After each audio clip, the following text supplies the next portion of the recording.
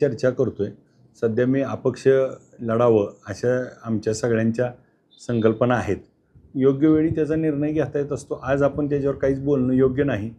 त्या ठिकाणी जे सगळ्यांच्या मनात आहे ते सगळ्याला वाटतंय व्हावं तेच होईल असं मला पण वाटतंय।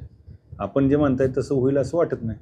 लोकसभेला आपण पवार स्टेज होता ते तुम्हाला गॉडन लॉक केला, फोन आला, तुम्ही तिथून गेले। त्यानंतर तुम्ही भाजपचा प्रचार केला, भाजपनं तुमच्या कारखान्यांना मदत केली। आज भाजपनं तुम्हाला मदत केली असताना तुम्ही भाजपकडून इच्छुक नाही। भाजपला ही जागा कुठे आहे?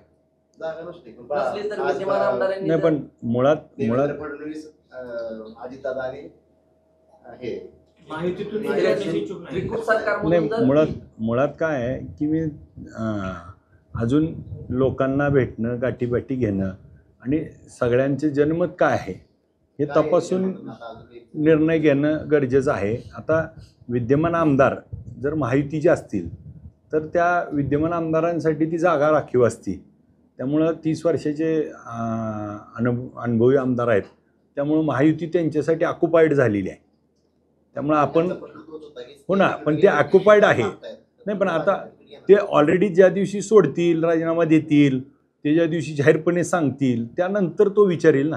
आत्ता तर तिथंच आहेत ते, मग आपण नसतानाच त्यांना बाहेर कशाला काढायचं? ते राहू द्या ना, चांगली दिल्या घरी सुखी आहेत, आपण काय कडं उगाच करायचं? नाही, आत्ता आम्ही कुणाला बोलवायचं हे अजून तयारी झालेली नाही। ज्यावेळेस आपण ठरवू त्यावेळेस आम्ही सगळ्याला बोलू, आम्ही चर्चा करून आपल्याला कळवू की कुणाला बोलवतोय, कोण वेळ देतोय। आणि मगाशी साहेब म्हणले तसं जर आचारसंहिता लागली तर हा अराजकीय कार्यक्रम आहे, हा अराजकीयच होईल। आमची अराजकीय करायची इच्छा आहे, त्यामुळं आपण प्रश्न विचारल्यामुळे तो राजकारणाकडे चालला आहे। हा अराजकीय कार्यक्रम आहे, त्यामुळे आम्ही राजकीय लोकांना अजून तरी काही आमंत्रण दिलेलं नाही। ह्या माध्यमातून शेती आणि शेतकऱ्याला आणि माढा तालुक्याला, माढा शहराला त्याचा फायदा व्हावा हा विषय आहे। अभिजित पाटलाला फायदा व्हावा यासाठी नाही।